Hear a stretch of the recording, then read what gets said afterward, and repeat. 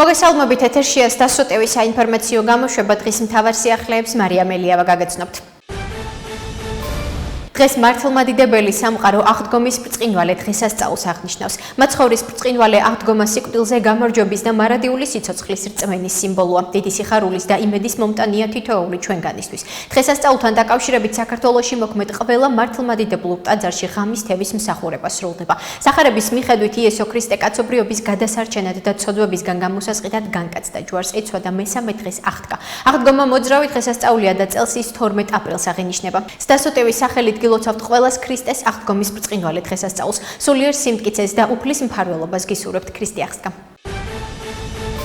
აზერბაიჯანის რესპუბლიკის პირველი ლედი მეჰრიბან ალიევა მირზა ფათალი ახუნდოვის სახელობის აზერბაიჯანული კულტურის მუზეუმს ეწვია. ამის შესახებ ინფორმაციას პრეზიდენტის ადმინისტრაცია ავრცელებს. მათივე ცნობით მეჰრიბან ალიევასთან ერთად მუზეუმში თამარ ბაგრატიონი, საქართველოს კულტურის მინისტრი, თინათინ რუხაძე, მისი მოადგილე გიორგი მირცხულავა და მირზა ფათალი ახუნდოვის სახელობის აზერბაიჯანული კულტურის მუზეუმის დირექტორი ლეილა ალიევა იმყოფებოდნენ. სტუმრები მუზეუმის ისტორიას გაეცნენ. ასევე დაათვალიერეს საექსპოზიციო სივრცე და ახუნდოვის კულტურის ცენტრი, სადაც შეხვედრები, გამოფენები და სხვადასხვა კულტურული ღონისძიება ტარდება. მუზეუმი 1982 წელს დიდი აზერბაიჯანელი დრამატურგის, საზოგადო მოღვაწისა და მწერლის 170 წლის თავთან დაკავშირებით გაიხსნა სწორედ იმ შენობაში, რომელშიც მირზა ახუნდოვი ცხოვრობდა. მირზა ახუნდოვის მოღვაწეობა მჭიდროდაა დაკავშირებული საქართველოსთან, ხოლო მისი მუზეუმი წარმოადგენს კულტურულ ხიდს საქართველოსა და აზერბაიჯანს შორის. ნათქვამია ინფორმაციაში. დღევანდელ პროცესზე მოწმეებად პარტიული მუშაკები წარმოადგინეს, რომლებაც ცრუ ჩვენებები მისცეს. ამის შესახებ გახარია საქართველოსთვის ლიდერ გიორგი გახარიას ადვოკატმა ბერდია სიჭინავამ პალიტრანიუსის გადაცემაში 360 გრადუსის სასამართლოს ხდომასთან დაკავშირებით განაცხადა, რომელიც ეგრეთ წოდებულ ჩორჩანას საქმეს ეხებოდა. სიჭინავას განმარტებით ერთ-ერთი მოწმის მიერ მიცემული ჩვენება მისავე ნათქვამს ეწინააღმდეგებოდა, რომელიც 2019 წელს გააჟღერა და სადაც სხვა პოზიცია ჰქონდა ჩორჩანას საქმესთან დაკავშირებით. მისივე თქმით, თუ საქმეზე გამომწყობებელი განაჩენი დადგებაში და სამართლებრივი მექანიზმების ამოწურვის შემდეგ საქმე ადამიანის უფლებათა ევროპულ სასამართლოში წავა. დღეს არსებითი განხილვა დაიწყო ეგრეთ წოდებული ჩორჩანას საქმესთან დაკავშირებით. მოწმეების გამოკითხვა იყო და პირველი, ვინც წარმოადგენეს მოწმედ, ქართული ოცნების პარტიული მუშაკები იყვნენ. ერთი არის ადმინისტრაციული ერთეულის რწმუნებული და მეორე სპეციალისტი. ერთ-ერთი მათგანი ამბობდა, რომ სიცოცხლის ბოლომდე ქართული ოცნების მხარდამჭერი იქნება და ამ პარტიის წევრი. ასეთი მოწმეები იყვნენ დღეს წარმოუდგენელი, რომლებსაც ცრუ ჩვენებები მიაცემინეს სასამართლო პროცესზე, იმიტომ რომ მათივე წარდგენილ მტკიცებულებებს საქმეში ეწინააღმდეგებოდა ის ინფორმაციები, რაც ამ ადამიანებმა გააჟღერეს და საკუთარ თავსაც ეწინააღმდეგებოდნენ ეს ადამიანები, იმიტომ რომ ერთ-ერთი პიროვნება ვაჟა ლომიძე 2019 წელს სხვას ამბობდა ამ საქმესთან დაკავშირებით და დღეს უკვე სხვას ამბობს. თუმცა ასეთია ამათი ქცევის მოდელი, არაფერი არ იცვლება, განაცხადა ბერდია სიჭინავამ.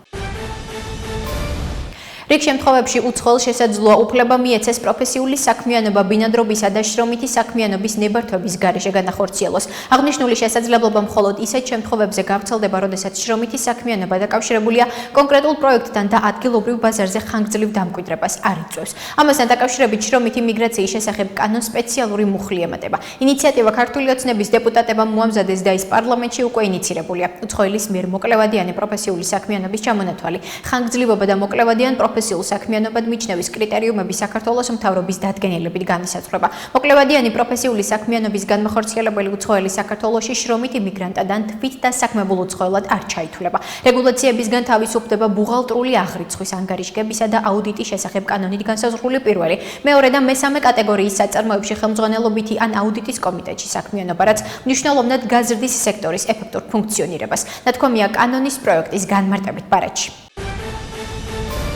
საქართველოს ადვოკატთა ასოციაციის თავმჯდომარე სტამბოლის ადვოკატთა ასოციაციის მიწვევით საერთაშორისო სიმპოზიუმში მონაწილეობდა თემაზე სამართლიანი სასამართლო და დაცვის უფლება. ირაკლი ყანდაშვილი ღონისძიებაზე მთავარი სპიკერის რანგში იყო მიწვეული. ინფორმაციას ადვოკატთა ასოციაცია ავრცელებს. მათივე ცნობით ყანდაშვილმა საერთაშორისო აუდიტორიასთან ისაუბრა თემაზე ადვოკატთა ასოციაციის როლი სამართლიანი სასამართლოს უფლების რეალიზებაში.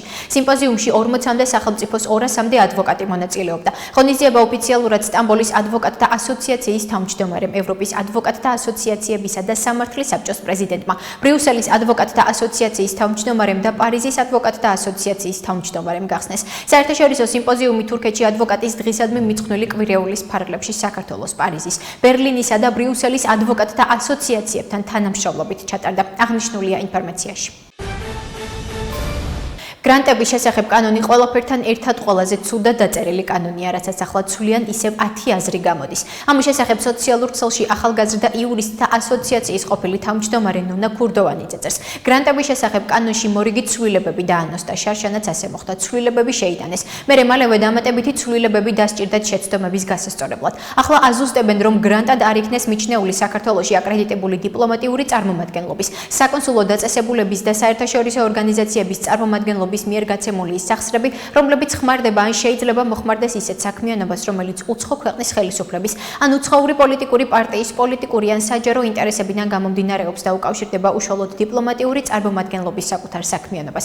განმარტებით ბარათში წერია ეს ისედაც ასე იგულისხმებოდა, უბრალოდ კანონი ისე დავწერეთ სხვაგვარადაც იკითხებოდა და ვაზუსტებთო. რეალობა კი ისაა, რომ ეს კანონი ყველაფერთან ერთად არის ყველაზე ცუდად დაწერილი, რომელსაც ეს ცვლილება ვერ აზუსტებს და ახლა რასაც ცვლიან 10 აზრი გამოდის ისევ, წერს ქურდოვანიძე. ცნობისთვის ქართული ოცნება გრანტების შესახებ კანონს კიდევ ერთხელ ცვლის. საერთოდ არ მაინტერესებს სააკაშვილს რა რეიტინგი აქვს და ვინ სად როგორ იქნება, სადაც არ უნდა გაერთიანდნენ, რა სახელებით არ უნდა დაერქვან, მათი მთავარი სახელი არის მოღალატეები, ნომრიანი აგენტები არიან. ამის შესახებ თბილისის მერმა ქართული ოცნების გენერალურმა მდივანმა კახაკალაძემ ჟურნალისტებს განუცხადა. მისი თქმით ოპოზიციის ალიანსი მოჩვენებითია და ამ პარტიებს ქართული საზოგადოების მხარდაჭერის არანაირი რესურსი არ აქვთ. შესაბამისად არ მაინტერესებს ვინ სად როგორ იქნება, სადაც არ უნდა გაერთიანდნენ, რა სახელებით არ უნდა დაერქვან, მათი მთავარი სახელი არის მოღალატეები, განაცხადა კახაკალაძემ.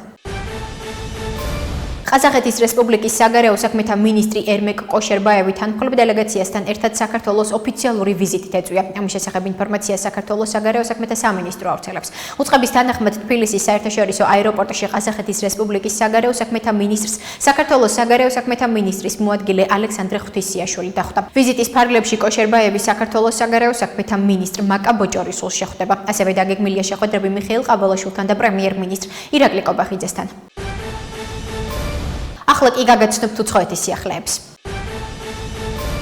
უკრაინის ქალაქ ნიკოპოლში რუსული ძალების მიერ სამგზავრო ავტობუსზე დრონით განხორციელებული თავდასხმის შედეგად 3 ადამიანი დაიღუპა და 12 დაშავდა. ინფორმაციას უკრაინული მედია დნეპროპეტროვსკის საოლქო სამხედრო ადმინისტრაციის ხელმძღვანელზე ალექსანდრ განჟაზე დაყრდნობით ავრცელებს. 3 ადამიანი დაიღუპა და 12 დაშავდა. მტერმა ნიკოპოლის ცენტრში საქალაქო ავტობუსს დრონით შეუტია, აღნიშნა ოლქის ხელმძღვანელმა. მისი თქმით ავტობუსი გაჩერებას უახლოვდებოდა, ამიტომ ადამიანები როგორც შიგნით ასევე გაჩერებაზეც იმყოფებოდნენ. ეს შემთხვევითი დარტყმა არ იყო, ეს იყო განზრახ ტერორი მშვიდობიანი მოქალაქეების წინააღმდეგ, აღნიშნა ალექსანდრ განჟამ.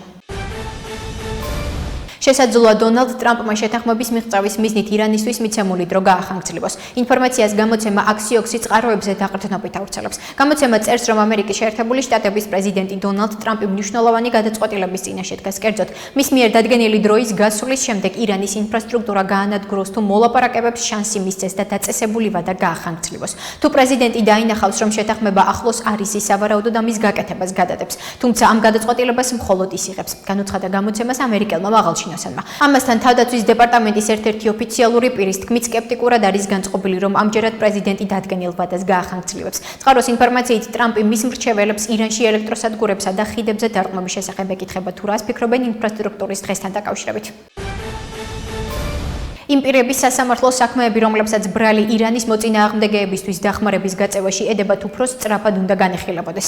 ამის შესახებ ირანის სასამართლო ხელისუფლების თავმჯდომარემ განაცხადა. მედიის ინფორმაციით თავმჯდომარემ მათ წინააღმდეგ სიკვდილით დასჯის ან აქტივების კონფისკაციის განაჩენის გამოტანის დაჩქარების მოწოდებით გამოვიდა. ირანზე ამერიკის შეერთებული შტატები ისრაელის მიერ გასულ თვეში განხორციელებული დარტყმების შემდეგ ირანის უსაფრთხოების სამსახურმა ასობით პირი დააკავა, რომლებსაც ბრალი ედებათ მოწინააღმდეგეებისთვის დახმარების გაწევაში, მათ შორის უცხოეთში დაფუძნებული ოპოზიციური არხებისთვის კონფიდენციალური ვიდეოების გაზიარებასა და ირანზე თავდასხმების მიმართ მხარდაჭერის გამოხატვაში.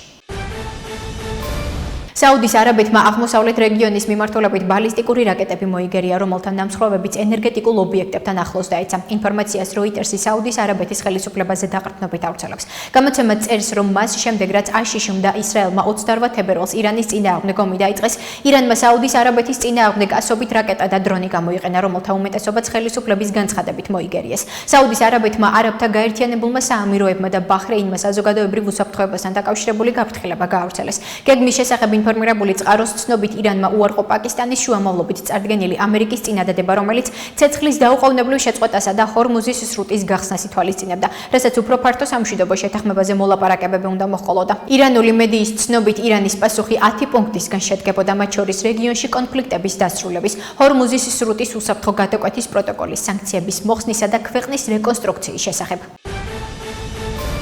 ასეთი იყო მიმდინარე სიახლეები მომავალ შეხვედრამდე.